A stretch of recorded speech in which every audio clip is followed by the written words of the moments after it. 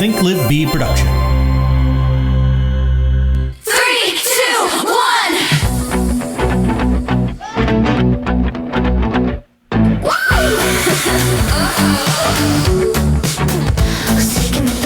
Seeking the best, being my best. Do do da da da da da da da. Seeking the best, seeking the best, seeking the best, best, best, best, best, best, best, best.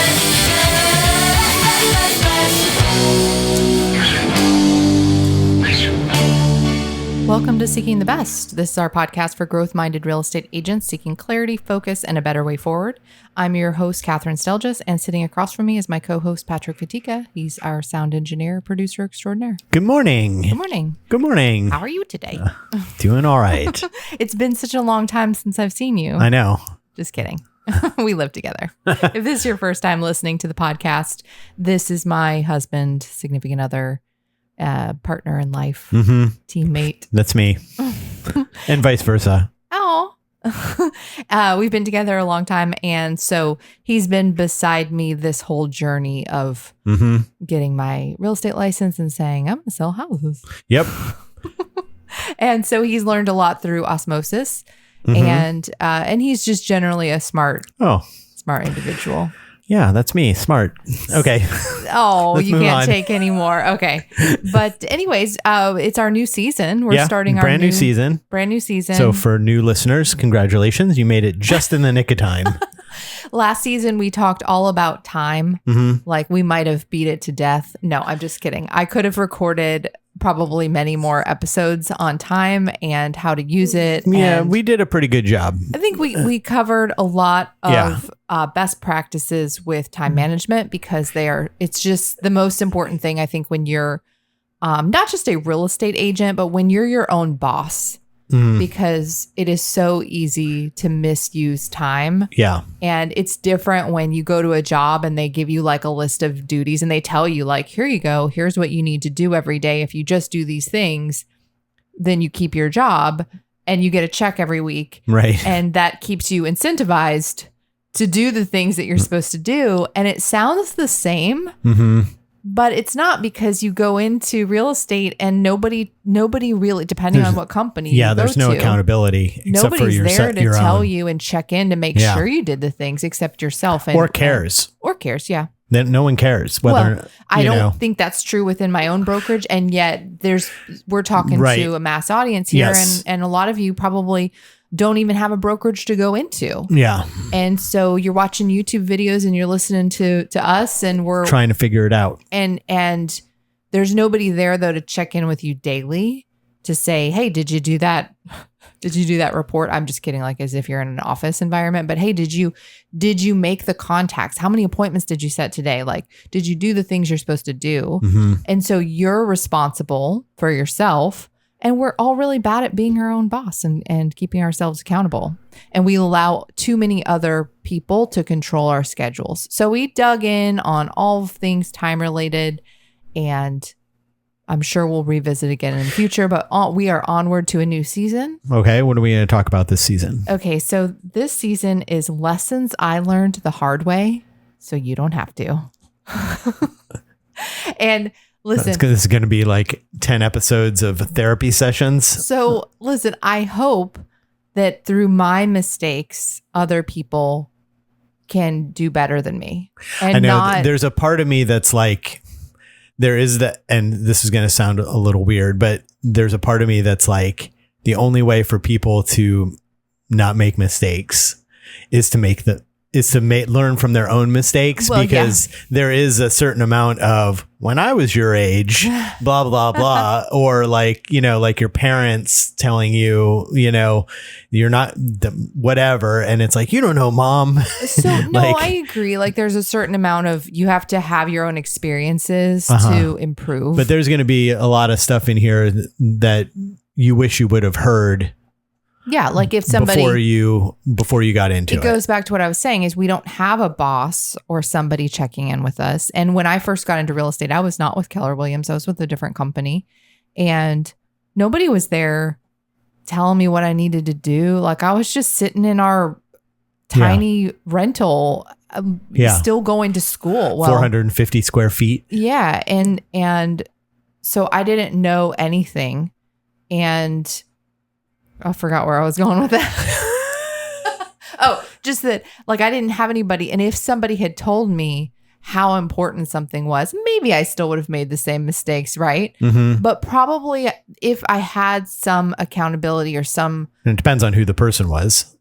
Right. Telling you. And I guess what the message is, but probably I could have eliminated maybe 50%, 40 to 50% of some of the mistakes that we'll talk about this season. Probably would have been eliminated had I had somebody to talk to at that point in time. Because not all of these, by the way, are old mistakes. Some of them are more recent than others. But I think I could have eliminated some of those early years, or at least not have done it for as long as I did before I stopped doing what the mistake was. You know what I mean? Yeah, for sure. So like, I'm always like, let me help you. Like, so this is one of those things like, do as I say, not as I did. Right? Right. Like that is the whole point of, by the way, listening to podcasts, reading books, is to other people have lived their lives before us. And if we just listen and pay attention to those lessons, then we don't have to maybe go through as many of them. Right. And especially like listening to those lessons, reading those books, doing those things. What are you looking for most of the time when you're looking for those kinds of leadership advice or any of those things? For newer listeners, people who don't know, Kathryn's journey as a real estate agent started probably like most of yours, where she didn't really know what she wanted to do. She decided real estate sounds fun and went and got a real estate license, and then went and interviewed at a bunch of different brokerages. Didn't really know what, the differences between them until she found a team leader that she liked, and then joined that brokerage, and then just tried to figure it out. And she's been doing it for 20 years. And she, at the beginning, didn't know anything or anybody or how to do the job. And over 20 years time turned into a top producer and a productivity coach for her brokerage. So she isn't coming from, my parents were in real estate and they were realtors, and so I took their book of business. Or, I just invested $350,000 into my real estate business and built a giant team. She's probably she coming from a place where you're probably starting out at. Yeah, I think most people, and not everybody, but most people get in. Well, we sometimes get in for the wrong reasons, but we get in without any experience owning a business or running our own schedules or anything whatsoever. Yeah, she was in her early 20s, right out of college. Yeah, and I was still in college. Still in college and trying and becoming, figuring out this real estate thing. Mm-hmm. So her walk through the career is probably very similar to many of our listeners.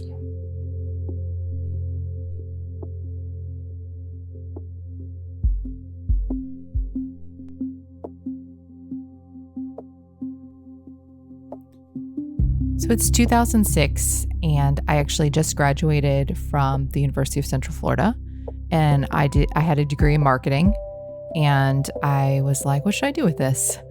And I don't, it's kind of a while ago, right? So I just remember thinking that, what would you do with a marketing degree? I don't want to go sit in a cubicle somewhere, right? So I thought about real estate. I don't know if I had any other ideas, honestly. And went and got my real estate license. Meanwhile, I did start to go back to school for another degree. And I thought that I had this idea. So it was a design degree. It was called, it wasn't interior design. I forget what it was called. Honestly, I don't even know what the degree is in, but I got a second degree. And the idea was that I could maybe use this real estate license and my marketing degree and a design degree, and I would be able to do like staging or renovations for people. I could help them like buy a house and then renovate. But this was all just kind of going on in my head. I didn't know what I was doing, and I got my license, still going to school. But in the meantime, obviously I had to pay my bills. And so I was bartending in downtown Orlando a few nights a week. And Patrick was actually DJing at the same bar. And we would go spend like Friday and Saturday nights were at the bar. We would go in at like 9 or 10 o'clock at night, and we were there until closing. And I worked like as well, like on a Tuesday night. That was my other shift. And then I worked at the bar next door during the day doing like a lunch service. And so I was always like involved with people, lots of people in the downtown Orlando area where we lived and we worked. And I got my real estate license and I started like building a business.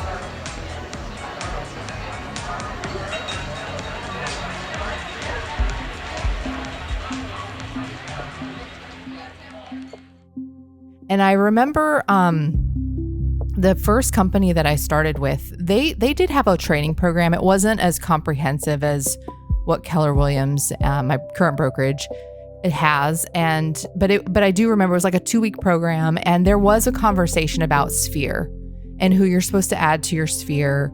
And like, I do remember, people telling me add people, but it just wasn't the same conversation. It was just like, who do you know? Write down a list. And I think we were supposed to make like a 50-person list. And so I came up with as many people as I could. And I remember sending out note cards, and I remember making calls and stuff. But I was in an environment where I was surrounded by people that I knew from that owned bars in downtown Orlando. People would come into those bars from like corporate offices downtown and have lunch every day. People would come in on the weekends and have drinks after work. And so these were like people that I knew. This would be like your sphere. People that I saw every single week for years. And I did not add a lot of those people to my sphere. And it was strictly out of a place of fear. I was afraid to let them know that I had gotten my real estate license, because I thought that they would think, like, I guess the real thing is I thought that they wouldn't use me. So what would be the point in telling anyone? It was kind of embarrassing. Like, I obviously am not making it as a real estate agent if I'm standing here bartending. And that fear continued because I kept bartending while I was trying to build a business, right? I wasn't going to quit my day job, so to speak, because I wanted to have money to pay my bills. So I kept bartending for quite a few years after I got my license, probably 5. Like, I think we continued to work there for about 5 years, and I slowly like got rid of my Tuesday night shift, and I only worked the next door place probably for a year after I got my license, because it interfered with like daytime. But I could still work the weekends, make really good money, pay my bills, and then go about doing open houses and working a regular schedule. So I kept those jobs. So for 5 years, I consistently saw the same people in that circle of influence and met new people who, started to come to those places, and never added those people to my sphere. And so like, I think back on what a missed opportunity that was. Because when people are out having a good time, like I would sit and talk with people for a long time, especially like on a Tuesday night when there wasn't many people in the bar. Like, I would have like in-depth conversations with people and really knew what was going on in their lives, and not necessarily friends that I would hang out with, but this is what a sphere is. Like, it's a circle of people who know you, they like you, they trust you. And I just was so afraid that they would think that like they just wouldn't use me. Therefore, why would I even mention that? So instead of adding these people who I already knew, and instead of like communicating with them about real estate, I focused a lot in my early years on open houses and meeting strangers and working like every Saturday and Sunday doing open houses and trying to find ways to have sales instead of talking to the people that were right in front of me every single weekend. And I did that for five years until I got to a place where, so we were, when I first started, we were renting, and this small little 1-bedroom, like half duplex place. And then we moved at some point, couple years in, and we made a move where we actually had 2 bedrooms, and we kind of thought, okay, now we have an office space. So we use this office space and it becomes more like a job, right? I can go into the office and I can separate myself. And then we, from there, we moved into our first home purchase. We purchased a home. So we obviously had started building a sales business strictly from strangers, mostly. No, not all strangers. I also did have Sphere sales, but none of that big group of people, just hundreds of people that could have been added. And we moved into our first home, which had a little detached guest house. And we did that because we said, well, then we have an actual office. We each have an individual room in this guest house that is our office space, and we can really treat it like a business. And we did. And that really was the turning point. I think that year was the year that we left the bar. We had gotten to a place where I had a consistent enough business that we could buy a house and that we could step away from that weekend income. And I always think back in time and I say that was the moment that I kicked the crutch out from underneath me, because that consistent money coming in on the weekends was holding me back. It was really holding me back. So we finally started treating it like a business. But I went 5 years with all of these people that I communicated with, and only a few of them made it into my sphere. So even after a few years when I actually had success, and I wasn't doing gangbusters, I wasn't rookie of the year, but when I finally got some momentum to a point where we could buy a house, I still didn't feel comfortable talking to those people. In fact, I think I felt worse at that point, because I was like, well, now why, I'm a real estate agent, but am I really? Because I'm still here bartending. And so what a missed opportunity to have gone that long in a place where there's consistent, influential people in my life that I didn't add every single one of them to my sphere.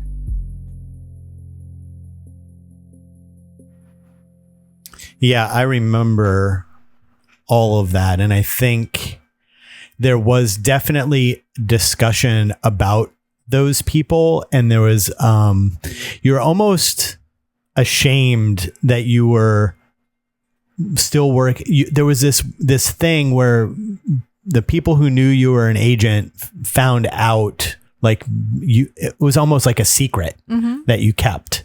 You didn't want all those people to know, because you felt like if they knew that you were a real estate agent, they wouldn't think you were a good one, because if you were, why would you be working at the bar? Yeah. Instead of this thing, I'm starting my career and this is how it starts. And I got my real estate license, and eventually I'm hoping to not be at the bar, but this is how it starts. There was this weird, you kind of kept it all secret, you didn't want anyone to know. I am definitely this episode, it's about sphere and making sure to add people, but at the same time it is this thing, I'm the biggest secret agent still to this day. Yeah. It's almost I'm very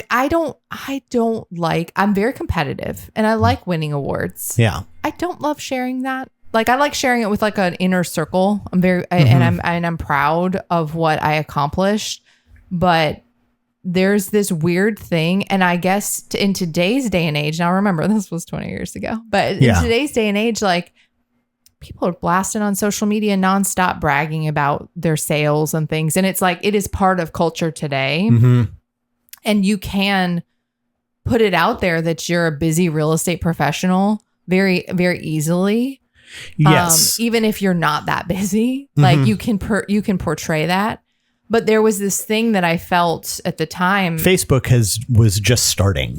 Yeah. Okay. I know we're old. Well, I'm just saying, like, social media, it wasn't a thing. Like, that was, I mean, we'll go back, like, the iPhone hadn't come out yet.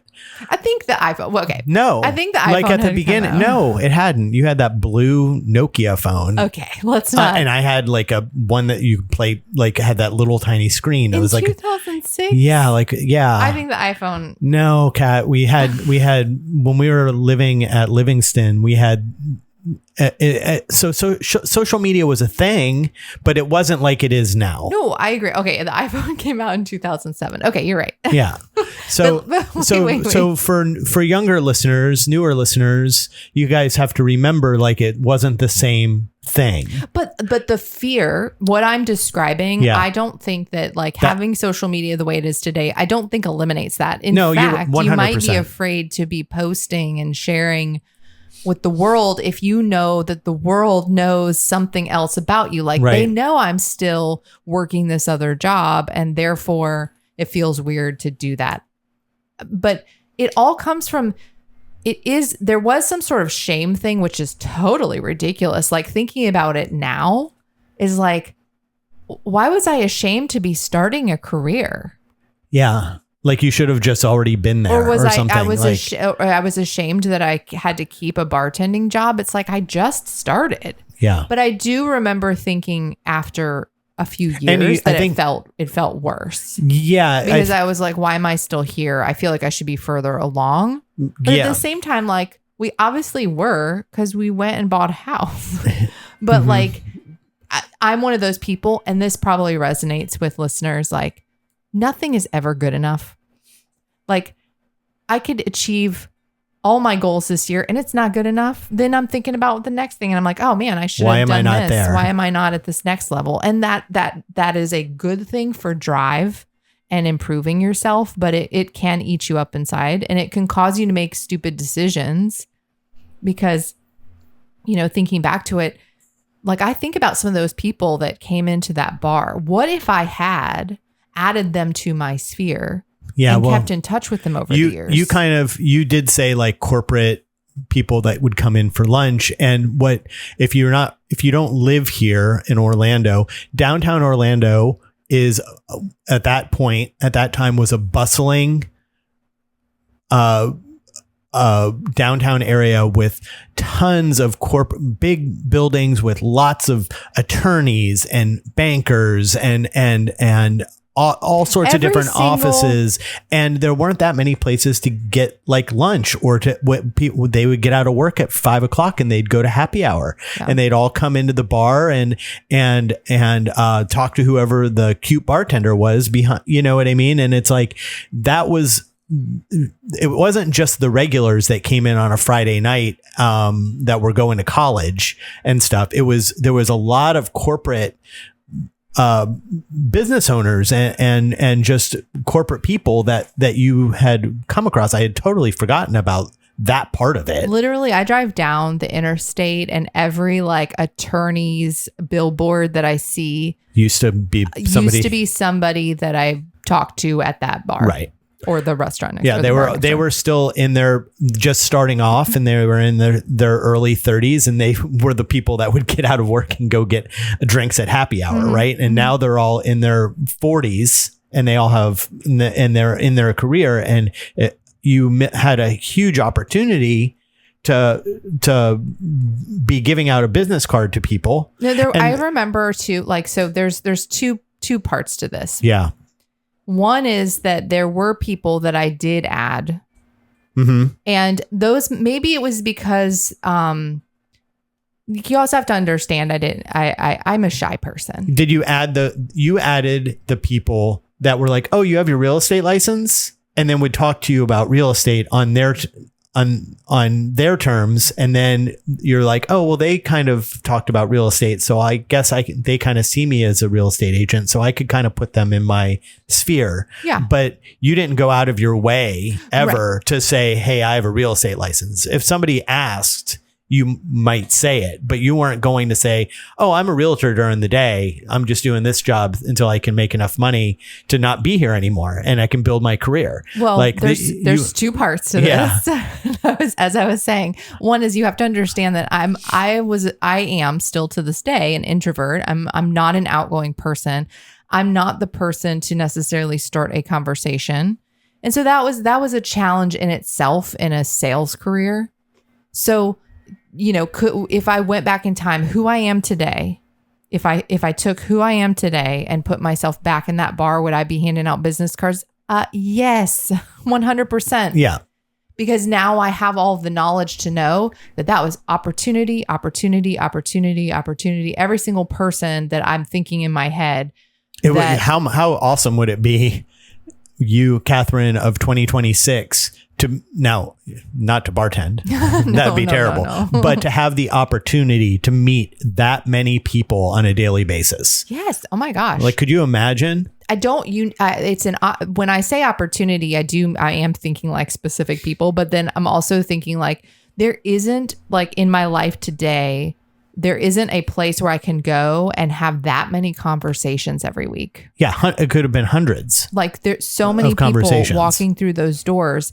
And I never thought to think about it like lead generation. Yeah. But it was literally like, what did I say? We got there at 10. We left at, bar's closed at 2. So yeah, like I had all of that time to literally be lead generating. And then, and you're missing out on the bar/restaurant next door that you waited tables at the whole time, which was owned by the same people. So it was all the same people coming in and out, like when it came to the customers. Yeah. And on a Tuesday night, I think you went in earlier. Mm-hmm. I think it was, it was much earlier. And it was, instead of 300 screaming drunk people on a Friday night, it was quieter and lots of regulars, and the same people would come in and they were still wearing their suits from leaving the bank or whatever. And so I said the first part is that you have to understand that I was kind of shy, and the second part is this is the part where you could still be an outgoing person, and I still think you might not when you're in an environment like that. And I don't necessarily mean a bar. Think about your current life. And if you have another job or think about this, your children's school. Because now where I am today is I do talk with other people and I coach with other people. And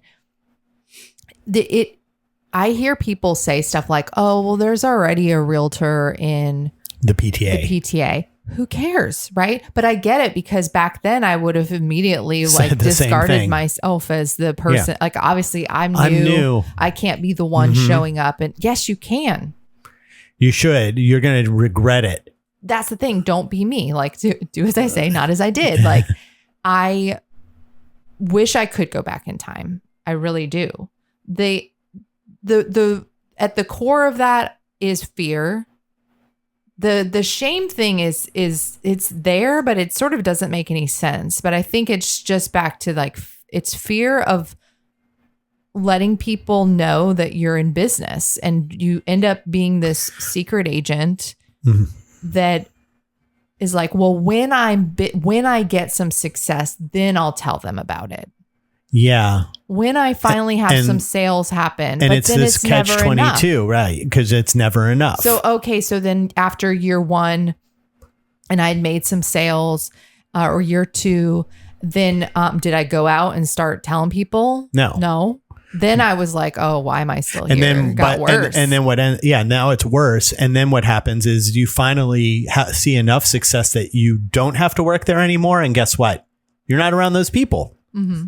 You never see any of those people again because you don't have to be there anymore. So you quit your job at the bar, you see the success, and now I can go tell all those people because now I'm seeing success and you're not there. Yeah, right. So there's this it's like an identity problem. Yeah. Because I think in that moment in time I saw myself as this I was a student that was a bartender. Mm-hmm. And I was a kid. I saw myself as a kid. And who wants to let their child or a child help them with the biggest purchase or biggest sale? Right. You felt like you could only do that to strangers. because Yeah, because they strangers didn't know. They don't know any backstory. You don't know. I could be anybody. But here's the really interesting part about that As is if a grown 50-year-old couple couldn't see you and go, she's 22 years old, she's a child. Like, well, you know what I mean? As if you weren't fooling anybody. I know, right? But here's the really interesting part. My first listing ever was a for sale by owner. Wait, was that my first listing? Yes. That was my first listing. My second listing was the other guy that I watered his plants. Right. We'll get to that. My first listing ever was a for sale by owner. And in today's life of Kathryn, I don't work for sale by owners. No. But I was okay. And why? Because I don't like talking to strangers. How isn't that so weird? Yeah. Like, so I was willing to do it. I was willing to do it You because would rather I do was something you serious hated. enough. Yeah. I was serious enough about making that a real career that I was willing to go out and talk to strangers but didn't want to hand your business card across the bar to 12 to somebody who already knew professionals who already knew you. Yeah. Like, it's crazy. Yeah. But I was willing to go out and do that work. And I remember the reason I got my first listing was because I was a new agent. Yeah. That I used that as a strength. That was great that you got that listing. That turned into quite a few, got parlayed into more things because you had that. But it was almost a hindrance to a certain degree because you were like, well, see, I could go to this new person who doesn't know me and say I'm new. And that actually got me the job. But somehow that's not going to work on people I know. Yeah, so stupid. But like, there's something deeper. As we're talking through this, I'm sort of realizing, like, in our brokerages today, everybody does push fear. I think even more today than they did it back 20 years ago, and they push this fear. But the problem with fear is that it does take time. Because there is a certain amount of, okay, well, you're brand new.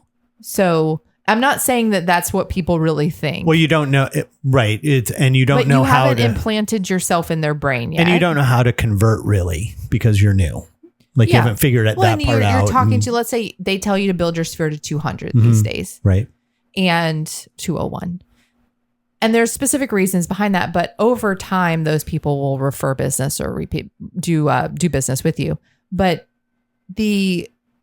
you don't know that those people have a real estate need. It's kind of like, it's a little bit cold. Like, it's not because you know them, so it's a warm call, and you're basically branding yourself to these people that already know you, like you, trust you, but they don't necessarily have a real estate need. And so there's a push to go out, like, you've got to start making sales. So go out and call FSBOs and call expireds, and like, you do the prospecting activities that will lead to faster results. Right.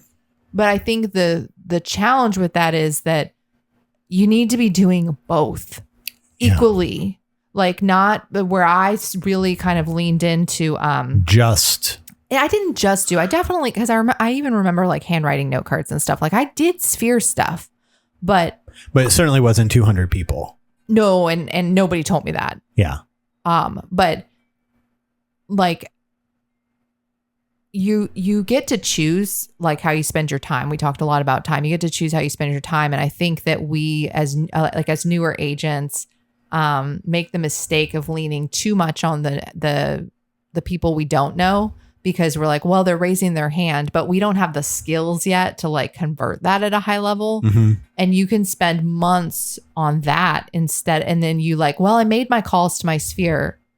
Well, but you didn't do like the next step. Did they get on that 8x8? Again, I didn't know about an 8x8. Mm-hmm. So even if I had added all those people to my sphere, I might not have converted anything from it because I didn't have a system. But today there's a real estate Bible. It's called the MREA book. And it says, in order to solidify your brand in their name, in their heads, you've got to touch them 8 times over 8 weeks. And so if I could go back in time, like, I would, of course, add all those people, but then I would make sure that I consistently built that relationship. Not only that, 8 times in 8 weeks by doing that, but also how often, this almost gives me like stomach pangs.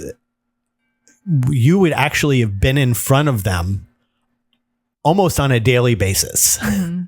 So getting 8 touches, oh my gosh, I did it. It happened naturally. They'd all be face to face. You know what? And they're not even like, they wouldn't even have to be letters. And I mean, after just a few weeks of how's the real estate market conversations, like, well, you see what I mean? The other like, thing is I felt like I had to, like they're there to have a good time in that situation. They're there. Yeah. They're also there because there's a pretty girl working behind the bar that they want to talk to.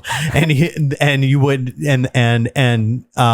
Kathryn saying that she was shy, like is true. Like you wouldn't engage those any conversations, but guys just want, they just wanted to sit at the bar, have a few drinks and talk to whoever the pretty girl was behind the bar. That's what guys in their 30s do. Well, yeah, but I mean, at the time, like I didn't think that they would want to hear about. I didn't want to be like selling myself. Quote. She's like, doing air quotes. I'm doing air quotes. Like selling myself and talking to them about something that like they didn't come to the bar to talk about that. But I do, as an adult, realize that, and this does not just apply to if you're a bartender. If you're listening and this, you're like, I bartend too. This does not just apply. It's anywhere you go. People love to talk about real estate. Yeah. But again, like I didn't know that as a 20-something-year-old, but people love to talk about real estate. They really do.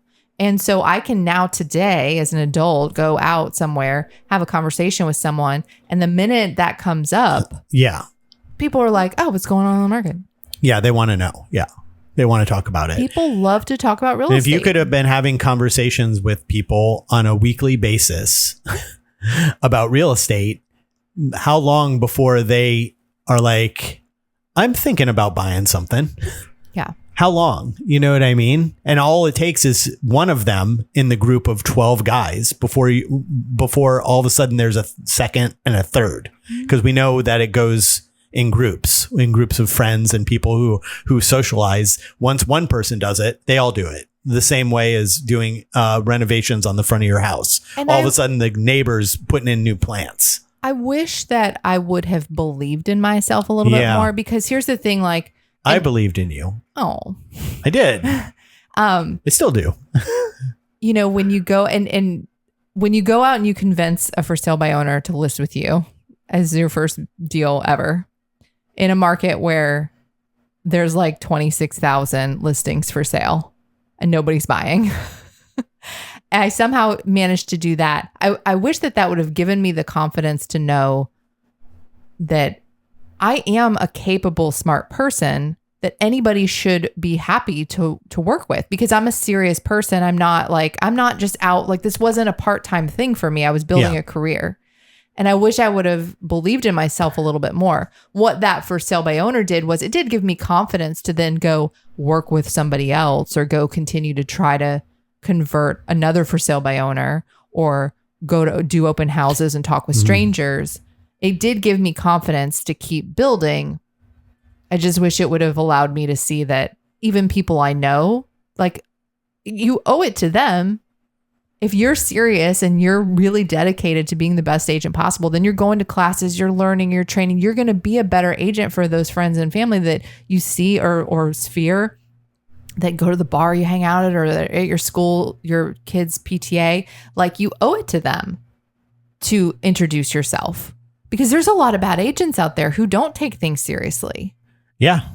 Yeah, for sure. And they're just they end up with those agents because they know somebody, because they were the ones that said something. That's the other thing I know from experience today is that there are, and I'll be honest, too many people that just list with their friends because they're friends, and they shouldn't. Yeah. But that's the way this industry works. So you actually have such a great opportunity as a new agent to actually have sales success from people who you know, just simply because you know them. It's one of the rare industries, I think, that's the case. Yeah. If you needed a new doctor, would you go to a doctor just because they're friends of yours? No way. You're going to go search out like the best person. Not that guy. Yeah. No, I know too much about that guy. You're going to go search out the best person in the field for that, not just because they're your friend. And it's one of the few industries where like just simply knowing somebody can give you a competitive advantage if you take advantage of it. Right. All right. Let's take a quick break. Okay. If you're enjoying this episode and want more ways to seek your best, not just in your business, but in how you spend your time and energy, there are a few easy places to connect with us beyond the podcast. Over on YouTube, you can find us at Seeking the Best Pod. We share full episodes of the show, short coaching clips, reviews of real estate products, and tips on building a real estate business that actually works in real life. We post videos on Thursday mornings. Or find us on Instagram at On Seeking the Best. There we post behind the scene moments, short practical tips, and some of the real unfiltered stuff that doesn't always make it into the show. And if you're looking for episode supplements like the Candy Bag, where Kat posts more in-depth ideas that we discuss on the episodes, head to onseekingthebest.com. You can learn more about us, buy some Seeking the Best merch, or send us a question that we'll answer on the show. However you connect with us, thanks for being here and keep seeking your best. And we're back. Okay, so that's my origin story. So I think, what would I do differently? Because that's the thing about mistakes, is that there is a lesson that comes out of it, and what I would do differently, and then what I would say I attempt to do differently every single day in my life now after 20 years, is that every person you meet in any circumstance should go in your database, especially if you're going to see them again. So think about, let me give you some examples. If I go to, I was the president of a board, like a Main Street district board in our area. And so when I joined the board though, I was just on the board. I wasn't the president. Every person on that board, I'm going to see on a regular basis. They're going to know I'm a real estate agent. They're going to be in my sphere. So anytime you're going somewhere, and I don't mean like the grocery store line, because if you go to the grocery store, unless you go regularly and see the same people, but I'm not talking about like one-off interactions. Certainly those can lead to sales too, but I'm talking about people that you're going to consistently interact with. You go to a gym, you're going to see the same people at the gym probably, especially like who works there. Your trainer, like anybody that you're interacting with on a regular basis needs to know you're in real estate. Yeah. And they need to be in your database. Kids soccer team, the parents. The parents. Oh my gosh. We don't have kids, but what a ripe opportunity. Yeah. Like children's sports teams. There's just people that you're sitting on the bleachers with every single weekend. Yeah. These people should be in your database. Yeah. But I think, understand that your database is about connection with people. It's not just about putting the names in there. So like, if I think back to my bar experience, like I would probably set some sort of goal, like know who I am today. I'd probably set some sort of goal, like, okay, every Friday night, I'm going to get 5 people's contact info that I interact with that come in regularly. Not every person that comes in, but the people that I see that I'm connecting with, that I have like some information about because we talk. Mm-hmm. And I would make sure I get their contact information in a casual way. The problem with the bar, this is just a true statement. Like there was a little bit of not wanting to be exchanging contact information in an environment like that with guys. Yes. Don't want to give the wrong impression. Yeah. So you have to be smart about what you're doing, because there were plenty of guys that knew that Kathryn was a real estate agent and be like, yeah, I'd go look at some houses. Maybe we could get some lunch, that kind of a thing. So you got to be smart about it. And we are talking to, if you're a guy bartender, you don't have to worry about that as much. I did that. It's like you don't get hit on nonstop, although that is how Kathryn found me. so you never know. I said, hey, what's your name? But seriously, the interaction, like, it's not like you walk up to somebody and you say, hey, what's your name, phone number, and email address? I'm going to put you in my real estate database. Yeah, of course. Yeah.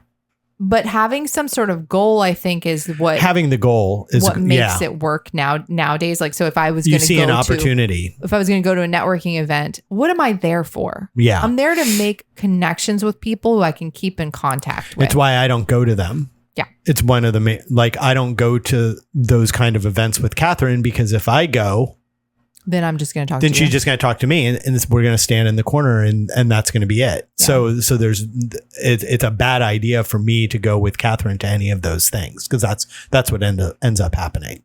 I'm thinking about, so like we're doing a farm event, but the same thing applies to that farm event. Is that's an area where I regularly, it's been a little inconsistent over the last year, but like regularly have farmed. That means that I'm going to see those people more than once, probably. Mm-hmm. That also means that they're going to see my name and face more than once. So I want to be able to connect with them on a little bit deeper level. So at an event like that, I'm going to have to, because it's a large event, I can't go around and have intimate conversations with a lot of people. It's a mass kind of thing. I want to get as many people's contact information and put it in the database. But then the key is when you follow up. So if I go to the Easter egg hunt, I'm going to collect their information by method of like, I'm going to say, hey, I'm giving away a raffle prize, come sign in. Right. And then I'm going to try to have a conversation with them and maybe make a little note of like who they were. And then when I do my follow-up, those 8 touches over 8 weeks, these people aren't buying or selling. I just met them at a farm event. So then I'm calling and I'm asking them like, what do you like about the neighborhood? And I'm giving them some sort of tips about things that are going on in the community. So I'm making a connection, and I'm doing it in a way that can be consistent over time, because it's an area that I know, and I know they live there. So I think this can apply to anything. Same thing with like school. The people that you meet at your kid's school or your kid's soccer game, they're not ready to buy or sell real estate. So how do you keep in touch with them? Well, you have something in common. So you can communicate with them about those things while also still being like, oh, by the way, like, who do you know in this area that's thinking about moving? Or I work a lot in this area. Like, you can still bring up real estate, but connect with them on the thing that you have in common. Right. But yeah, so if I think back, like what I would do differently, set some sort of goal around every time I'm there in that environment, that highly social environment, so that I actually go in with purpose and get some contacts. And then I would have sat down and created some sort of smart plan or campaign for 8 touches to say like, hey, here's some other events going on in downtown Orlando, right? We have a connection on that. Yeah, I know. And like you said, in that situation, you're seeing them every single week. You really don't need. Yeah, you just have to bring it up. You have to talk about real estate. But you have to talk about real estate. So if it's not a place where you can talk about real estate every time, then you do also need to call them and email them, because this is the key. You want them to think of you as a real estate professional. So I think that's the other thing. Of the people that I did add to my sphere, if I could go back, what would I do differently? I'd make sure that I was connecting with them outside of that environment on a more consistent basis. And that they knew I was building my business. I was a busy real estate agent who just happened to also do this other thing. It's changing your identity. Yeah, because this thing allowed me to meet people like you. It allows me to meet people like you so that I can build my business even bigger. Yeah. Right. Instead of being ashamed that, well, if I was any good at being a real estate agent, I wouldn't be at this bar. You are a good real estate agent because you are using this bar as a way to meet people that need real estate help. Mm-hmm. Right. So it's like just kind of flipping it would have been a great way to kind of look at it. And then I also think about like scripts and dialogues. Let's call them dialogues, conversations that I have now today. So if I could like go back in time, what would I do differently? Is remember that, again, because you're interacting with, these are your circle of influence, your sphere of influence. They don't necessarily have a need today, but you want to get to know them and what's going on in their lives a little bit more, so that you would know those times that they might have a real estate need. So you're talking about the FORWARD acronym. You're talking about family, occupation, recreation, and dreams. And on the dream side of it, where are you living now?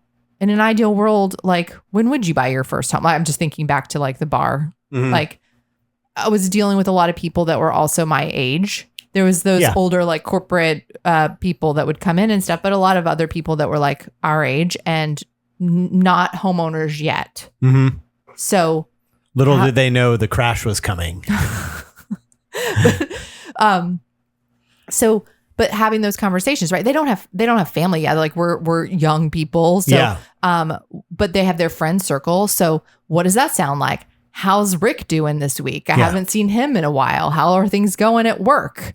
Where are you guys living these days? Like, oh, you're living downtown in a condo.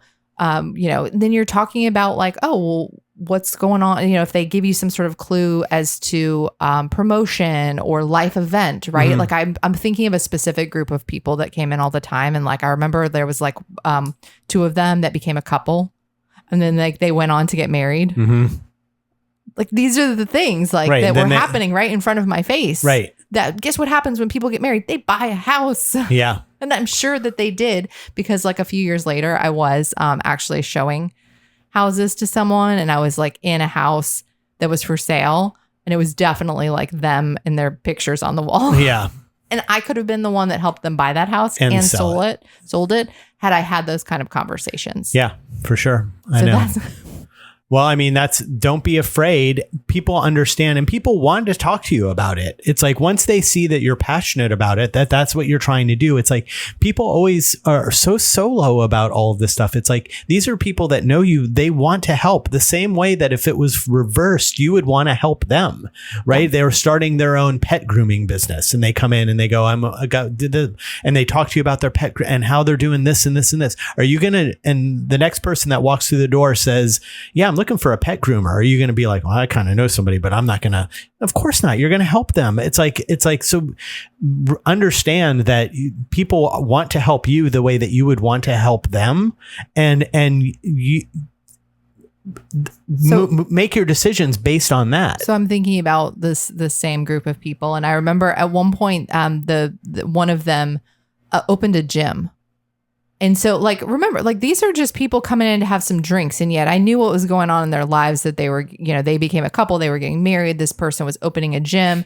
And all I had to do was say, when I heard about this idea, like, oh, that's super awesome. Where are you going to put are you going to get a physical retail space, or what's that look like? All I had to do was ask some sort of open-ended questions about that. And the person would have said, yeah, well, the idea is to do this, blah, blah, blah. Well, who are you using to find commercial properties? Now, I'm not in commercial real estate, but that could have led to a real estate conversation. If you would have not hidden that you even had a real estate license from people, then they would have come in and said, how's the market doing? How's the business going? And you would, after the first conversation of, I've got my real estate license, I'm trying to build my business, I'm actually thinking it's a good idea to use the bar because I meet so many people and stuff. Would it be okay if I put you in I'm going to put you in my database and just reach out to you every once in a while to see how things are going, and if you've met anybody who wants to buy or sell real estate? Is that cool? Yeah, that's fine. Here's my information. Like that. But you don't even have to. And then all of a sudden they're going to come in next week and they're going to say, hey, Kathryn, how's the real estate market doing? Yeah. Right now, that relationship is built. Now, when they're ready to get married and have a kid, and you've been having conversations with them about real estate, that it's a natural thing, right? You've been having conversations. You've been sending them market updates. You've even, whatever it happens to be. It's like a very easy transition, rather than trying to be, I think, the perfect word you used earlier, which I never really heard before, being a secret agent. Mm-hmm. Oh, you've never heard that? I've never heard it. It's definitely used in our industry a lot for people who don't go out, and you have to be visible. You have to tell people that you're actually in real estate, because that's the only way that they're going to know to call you. We don't have big billboards. I mean, some once do. You get like a really big team and you have the budget for that. But for most people, for most agents, we don't have the budget for big advertisement. So the only way that people know that you're in real estate is if you tell them. Right. It's amazing how that works. But I think back to that time, and like, obviously so many lessons learned over those 5 years, and so many things I would do differently. But I think that the biggest lesson that I take away from this is that, you know, your business doesn't start when you feel legitimate. It just starts when you decide to be visible so that people can know that you're an agent. Right. Because you'll never feel legitimate because you're always going to be chasing the next thing. You will never, ever feel, if you're like me, you will never feel like you've made it. Yeah. No matter what. Because you're like chasing that next big thing. Yeah. And I don't mean next big thing like some next shiny object. I mean, you're chasing your next goal. So you'll never really feel legitimate because you're always on to the next thing. So it's just about deciding that I'm going to be visible. People are going to know that I'm a real estate agent, and not just people who I know, the people who are in my circle that I see. And when I say regular, I don't necessarily mean every week or something like that. That's just, if you see somebody every week, they absolutely should be in your database, in your sphere. Yeah, no question. But I'm talking about, think about every situation that you've been in. Like, I could even really, truly, I could go back in time and probably rebuild a database based on the people that I knew at that time. It'd be 1,000 people. Now, am I going to do that? Probably not. But I could. It would just be harder to reestablish the relationship. Yeah. Don't wait 10 or 20 years and then go back and say, oh, I should really do this. Like, start today and say, who do I know right now that's not in my database that should be? Because you'll get 20 years down the road. If Kathryn would have built her sphere of 800 people back then, her sphere right now would be in the tens, thousands and thousands, because all of those people, it's like we say with sphere, it's not about them, it's about the people they know. And the sales that would have happened and new relationships that would have been created by that 800 people right at the beginning could have just been, I mean, we wouldn't be doing this podcast. We'd be in Fiji. Well, no, you have no desire to go to. Well, that was a figure of speech. But I think it's kind of like, if I was a different person back then, things would be different now. But that's not what I mean. What I mean is, if somebody would have told me and really sat down and explained to me the value of those relationships over time. So let's go back to my first for sale by owner. Now, that wasn't a sphere. It would have cost me less time and money and energy to get that same lead had I just been working my sphere. But I did work and I got that piece of business, and I sold that house and I double-sided it. So I worked with the buyers as well. We're allowed to do that in Florida. And then those people that bought that house just referred me business 20 years later that I sold in December or November. But that only happened because of the original effort. Now, what if I had applied that same effort? That I would still be getting return on the investment and conversations that I made 20 years ago. But you can, and it will. So who are you having conversations with today? And are they in your database? It's just that simple of a question. Yeah. And then also, on another note, the people that sold that house, I ended up selling another house that they owned down the street. Oh, yeah, that's right. And like, it all compounds on itself. I think that's the part that nobody explained. That's what I was saying about the 800 people. If you had had 800 people in your sphere, what would that have turned into over 20 years of compounding and referrals and all of the stuff? Yes. And all of those new people being added to the database and the groups of friends and all of that stuff, it would have been a completely different thing. It was just a fear of being an imposter, the fear of not being successful, the fear of not knowing what you were doing. All of that stuff that made you just pretend that you weren't an agent when you were in front of them and you were just a bartender. And I'll say one more thing too, because I think that it's like sort of sad to me. So I don't want this for other people. Yeah. I didn't even try. Yeah. Didn't even try. Yeah. Like, I didn't. It's like, how do you know they're going to not take you seriously or not use you if you didn't even try? Yeah. So it's sort of sad. Yeah, it is. It is when you think about it. I mean, everything worked out. We're happy people in a good place and stuff. But looking back, just trying to save our listeners, it's like there's opportunities out there that you're probably not taking advantage of. And you really need to look at that and look at what those opportunities are, and don't look back in 15 years and go, man, if I only had the guts to go and do that. I don't know why I didn't do it. I would have done it now. Yeah. So we're just here telling you, go seize it. Yes. Right? Carpe diem. Make it simple. Your best move that you can use, not a grind. It's a tip that saves you time. Your best move. All right, your best move. This week's best move. It's one simple, smart thing to focus on this week. Not a giant to-do list, not something that takes hours, just one move that actually helps you move your business forward. And then today we're going to do create a pricing conversation outline. You'll guide pricing instead of reacting to it. Yeah, I think so. The your best move is not necessarily related to the podcast The episodes, topics. We're just giving you little piece of something you can go and do that's simple, that only takes a few minutes. So I think when you think about you're having a pricing conversation, whether it's in the initial listing consultation or you need to have a price reduction conversation, just outline a framework of how are you going to illustrate to them what's needed or what the pricing should look like.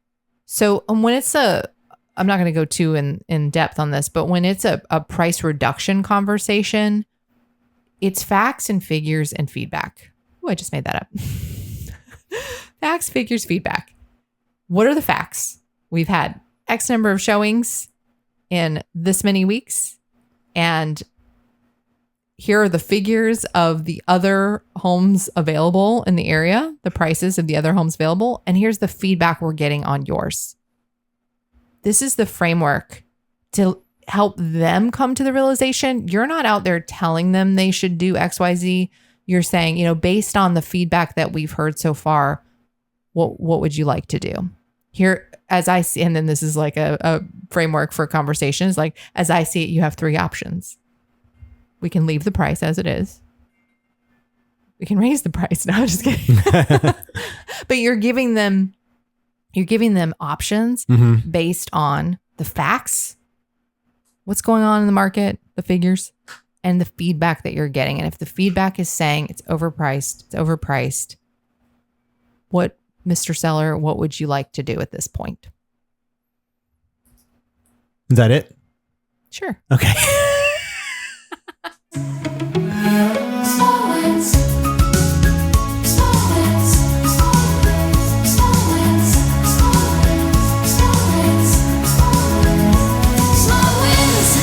Okay, small wins. Kathryn, you have a small win this week? Oh, man. I know that I had a small win, but I can't remember what it is. And you said, that's a small win.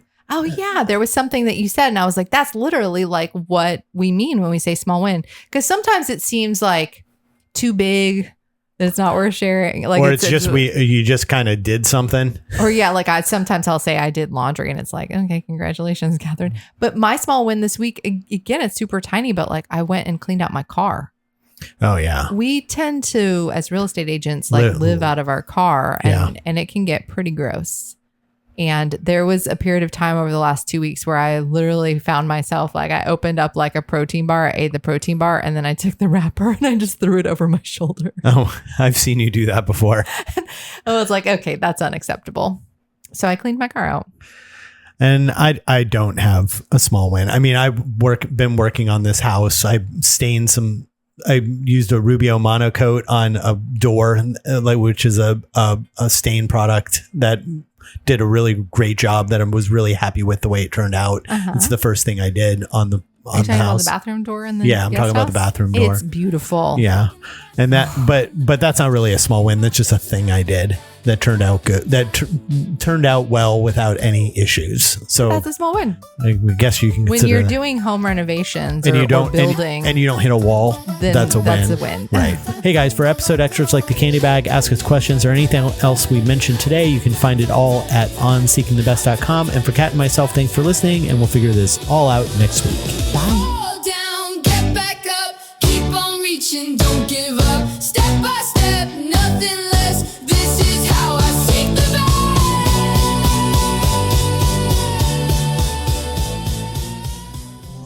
This has been a Think Live Be production.